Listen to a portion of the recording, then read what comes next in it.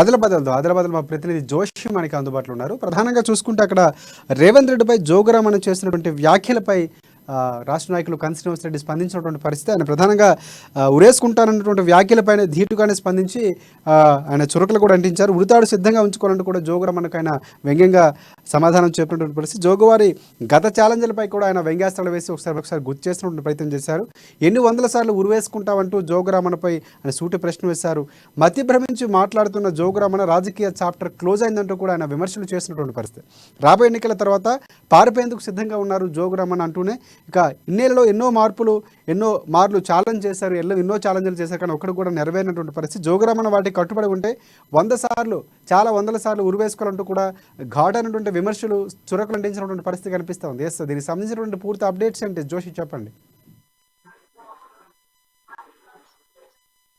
Good evening Rajasekhar. Adilabad సంబంధించి చూసినట్లయితే కొంత రాజకీయం అంతా కూడా రసవత్తరంగా మారడమే కాకుండా ఇటు ప్రధానంగా అధికార బీఆర్ఎస్ పార్టీ కాంగ్రెస్ మధ్య మాటల యుద్ధం చూటాలు పెంచుతున్నటువంటి పరిస్థితి అయితే దారితీస్తున్నట్టుగా తెలుస్తోంది. మొన్న ఆదిలాబాద్ కు సంబంధించినటువంటి కొంతమంది వివిధ పార్టీలకు చెందినటువంటి ఇటు బీఆర్ఎస్, బీజేపీ, బీఎస్పీకి సంబంధించినటువంటి నాయకులు, కార్యకర్తలందరూ కూడా టీపీసీసీ అధ్యక్షుడు రేవంత్ రెడ్డి సమక్షంలో కంది శ్రీనివాస్ రెడ్డి నేతృత్వంలో కాంగ్రెస్ పార్టీలో చేరినటువంటి ఆ సందర్భంలో రేవంత్ రెడ్డి చేసినటువంటి వ్యాఖ్యలు ఏవైతే ఉన్నాయో వాటి పట్ల జోగురామన్ స్పందిస్తూ రాష్ట్రంలో ఒకవేళ కాంగ్రెస్ పార్టీ కనుక అధికారంలోకి వస్తే తాను ఉరివేసుకొని ఆత్మహత్య కూడా చేసుకోవడానికి సిద్ధంగా ఉన్నానని, ఒకవేళ రానట్లయితే కనుక రేవంత్ రెడ్డి ఆత్మహత్య చేసుకోవడానికి సిద్ధం ఆదిలాబాద్ ఎమ్మెల్యే జోగురామన్న చేసినటువంటి వ్యాఖ్యలు ఇక్కడ రాజకీయంగా దుమారం రేపుతున్నటువంటి పరిస్థితి. అయితే అధికార పార్టీకి చెందినటువంటి మాజీ మంత్రిగా ప్రస్తుత ఎమ్మెల్యేగా జోగురామన్ చేసినటువంటి వ్యాఖ్యల పైన కాంగ్రెస్ పార్టీకి చెందినటువంటి రాష్ట్ర నాయకులు కంది శ్రీనివాసరెడ్డి చాలా ధీటుగా స్పందించినటువంటి సందర్భం. ఆయన తన క్యాంపు కార్యాలయం ప్రజాసేవా భవన్ లో మీడియాతో మాట్లాడుతున్నటువంటి సందర్భంలో రాజకీయ జీవితం ఆరంభించినప్పటి నుండి ఇప్పటి వరకు ఇన్ని దశాబ్దాల కాలంలో జోగురామన్న ఇది వరకు చేసినటువంటి ఛాలెంజ్లన్నీ కూడా ఒక మారు గుర్తు చేసుకున్నట్లయితే వాటెవిటిని కూడా జోగురామన్న పూర్తి చేయనటువంటి పరిస్థితుల్ని మనం చూసినట్లయితే జోగురామన్న ఎన్ని వందల సార్లు అని చెప్పి ప్రశ్నించినటువంటి సందర్భం. అదే నేపథ్యం ఖచ్చితంగా ఇక్కడ కాంగ్రెస్ కు సంబంధించినటువంటి అభ్యర్థి గెలవబోతున్నారు, రాష్ట్రంలో కాంగ్రెస్ పార్టీకి సంబంధించినటువంటి ప్రభుత్వమే ఏర్పడబోతుంది అని అన్నటువంటి వ్యాఖ్యలు ధీమా వ్యక్తం చేస్తూనే కంది శ్రీనివాసరెడ్డి ఈ యొక్క రామన్న వ్యాఖ్యలను ఉటంకిస్తూ జోగురామన్న నువ్వు ఒక ఉరితాడుని సిద్ధంగా ఉంచుకో, అది కూడా గట్టిగా ఉండేటటువంటి ఉరితాడునే సిద్ధంగా ఉంచుకోవాలంటూ కొంత వ్యంగ్యంగా సురకంటించినటువంటి పరిస్థితి. ఖచ్చితంగా ఇక్కడ గెలవబోయేది కాంగ్రెస్ పార్టీకి సంబంధించినటువంటి అభ్యర్థి, అలాగే రాష్ట్రంలో కాంగ్రెస్ పార్టీ అధికారంలోకి రాబోతుందని చెప్పి ఇన్నేళ్ల పాటుగా జోగురామన్ ఏవైతే అవినీతి అక్రమాలకు పాల్పడ్డాడో, అధికారం తెరచాటున ఆయన పాల్పడ్డటువంటి హక్కులు ఏవైతే ఉన్నాయో క్రమంగా ప్రజలకు పూర్తిగా తెలుస్తున్నటువంటి నేపథ్యంలో ఈ రాబోయే ఎన్నిక తర్వాత మాత్రం రాజకీయంగా జోగురామన్న చాప్టర్ క్లోజ్ కాబోతుంది అనేటటువంటి అభిప్రాయాన్ని వ్యక్తం చేస్తూనే ఎన్నికల తర్వాత ములెముఠా సర్దుకొని జోగురామన్న ఇక్కడి నుండి పారిపోవాల్సినటువంటి పరిస్థితి ఉంటుంది అనేటటువంటి వ్యాఖ్యలు కంది శ్రీనివాసరెడ్డి చేయడం జరిగింది. అయితే దీనికి సంబంధించినటువంటి విషయంలో ఇటు టీపీసీసీ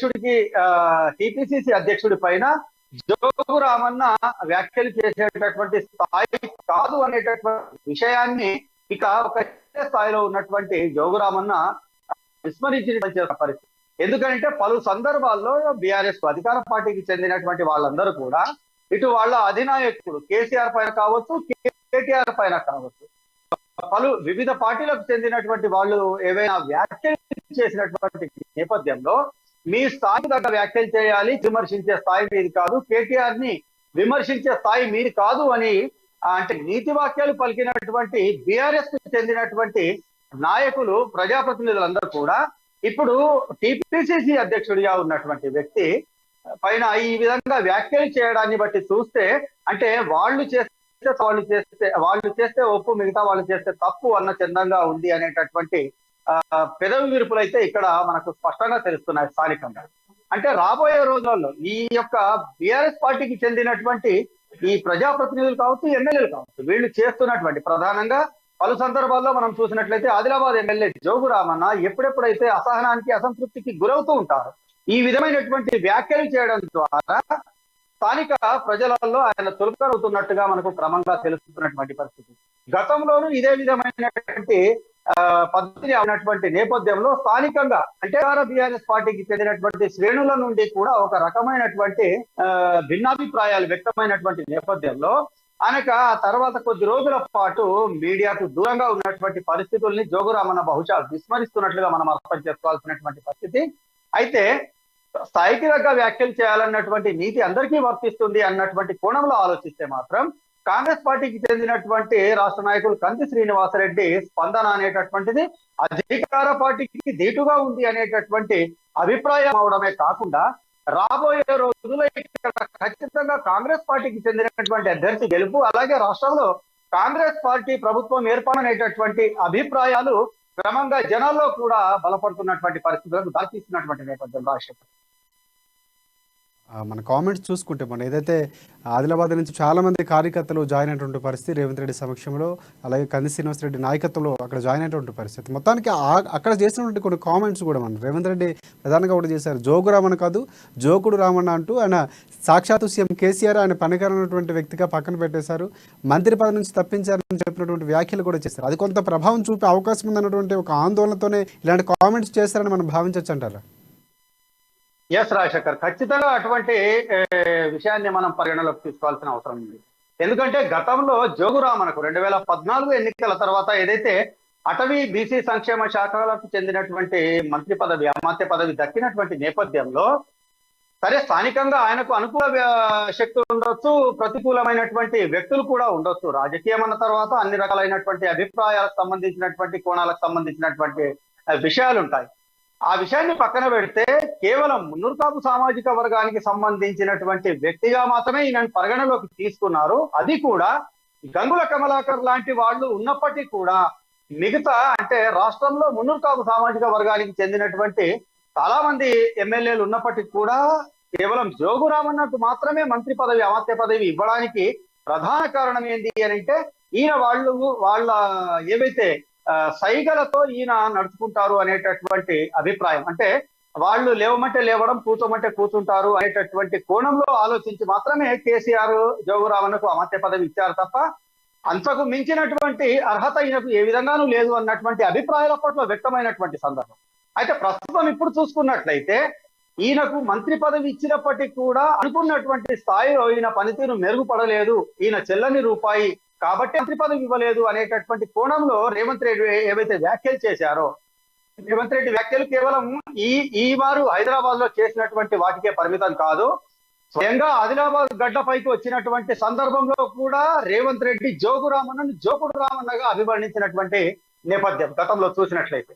టిపిసిసి అధ్యక్ష హోదాలో ఇక్కడికి వచ్చినటువంటి సందర్భంలో ఆదిలాబాద్ నడిగడ్డ పైన అంబేద్కర్ చౌక్ నుండే రేవంత్ రెడ్డి ఇచ్చినటువంటి స్పీచ్ లో జోగురామన్నను జోకుడు రామన్నగా సంబోధించిన రేవంత్ రెడ్డి మళ్ళీ అదే వ్యాఖ్యలను హైదరాబాద్ లో రిపీట్ చేసినటువంటి నేపథ్యం.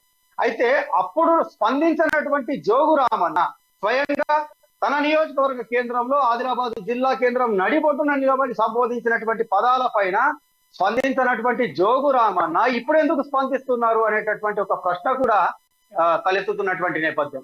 అంటే అప్పట్లో ఎన్నికలు ఎప్పుడు అనేటటువంటి కొంత మీమాంసలో ఉన్నటువంటి పరిస్థితి, ఇప్పుడు ఎన్నికలు దగ్గర పడుతున్నాయి, తనకు ప్రతికూల పరిస్థితులు ఎదురవుతున్నాయి కాబట్టే ఈ విధంగా స్పందిస్తున్నారు జోగురామన్న తప్ప అంతకు మించినటువంటి ఏమీ లేదు అన్నటువంటి అభిప్రాయాలు కూడా వ్యక్తమవుతున్నటువంటి నేపథ్యం. ఏదేమైనప్పటికీ కూడా రేవంత్ రెడ్డి చేసినటువంటి ఈ యొక్క వ్యాఖ్యలు ఏవైతే ఉన్నాయో అవి ఒకవైపు కాంగ్రెస్ పార్టీలో ఒక క్యాడర్ లో కొత్త రకమైనటువంటి ఉత్సాహానికి జోషి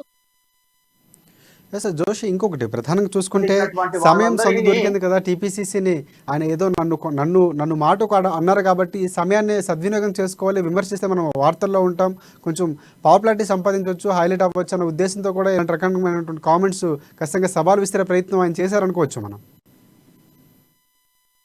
ఎస్, ఖచ్చితంగా కేసీఆర్ కు ఉన్నటువంటి లక్షణాలన్నీ కూడా బీఆర్ఎస్ పార్టీ వాళ్ళు అంటబట్టించుకున్నారు అనడంలో ఎటువంటి సందేహం లేదు రాజశేఖర్. అంటే మీడియాను అట్రాక్ట్ చేయడంలో కేసీఆర్ సిద్ధహస్తుడు, ఆ విషయంలో ఎవరికి అనుమానాలు అక్కర్లేదు. కానీ అదే ధోరణిలో అదే రూట్ లో వీళ్ళందరూ కూడా వెళ్తున్నట్టుగా మనకు తెలుస్తోంది. అంటే కేవలం ఈ దశాబ్ది ఉత్సవాలు పేరుతో ప్రతిరోజు ఏదో ఒక శాఖకు సంబంధించినటువంటి కార్యక్రమాలు చేయడం మినహా మిగతా ఇతరత్ర ఎటువంటి రాజకీయ కార్యకలాపాలు లేనటువంటి స్తబ్దత బీఆర్ఎస్ పార్టీలో నెలకొన్నటువంటి నేపథ్యం. ఈ సందర్భంలో అంటే ప్రతిరోజు ఏదో ఒక ఉత్సవానికి సంబంధించినటువంటిది ఒక కార్యక్రమం జరుగుతుంది తప్ప అంతకు మించినటువంటి మీడియా ప్రచారానికి సంబంధించినటువంటి పరిస్థితులు కార్యక్రమాలు ఏవి లేనటువంటి పరిస్థితుల్లో ఒకసారిగా మీడియా దృష్టిని ప్రజల దృష్టిని తన వైపు తిప్పుకునేటటువంటి చర్యల్లో భాగంగానే ఆ క్రమంలోనే ఈ వ్యాఖ్యలు చేశారేమో అన్నటువంటి అనుమానాలు కూడా కొంత సొంత పార్టీ నుండి కావచ్చు, మిగతా సామాన్య జనం నుండి కావచ్చు వ్యక్తమవుతున్నటువంటి పరిస్థితి. అయితే ఒక రాజకీయ నాయకుడిగా మీడియాను అట్రాక్ట్ చేయడము అనేటటువంటిది ఆయనకు అవసరమైనటువంటి చర్య. దాంట్లో ఎవరు తప్పుపట్టాల్సిన అవసరం లేదు. కానీ తన స్థాయిని మరిచి తనకు సంబంధం లేనటువంటి, తన జిల్లాకు కూడా సంబంధం లేనటువంటి వ్యక్తి పైన చేసినటువంటి వ్యాఖ్యల ద్వారా పరోక్షంగా జనాల్లో రాజకీయంగా జోగు రామన్న పలచబడటం కాకుండా సొంత పార్టీ వారిలో కూడా కొంత అసంతృప్తికి అంటే ఈ విధమైన వ్యాఖ్యలు చేయాల్సింది కాదు అనేటటువంటి అభిప్రాయాలు వ్యక్తమవుతున్నాయి. ఇదే క్రమంలో గతంలో స్వయంగా జోగు రామన్న తనయుడు ఎవరైతే ఆదిలాబాద్ మున్సిపల్ చైర్మన్ వ్యవహరిస్తున్నారో జోగు ప్రేమేందర్ గతంలో ఇక్కడ వారం రోజుల్లో railway under bridge, railway flyover bridge కనుక నిర్మించినట్లయితే రాజీనామా చేస్తాను అన్నటువంటి వ్యాఖ్యలు తాజాగా తెరపైకి వస్తున్నటువంటి పరిస్థితి.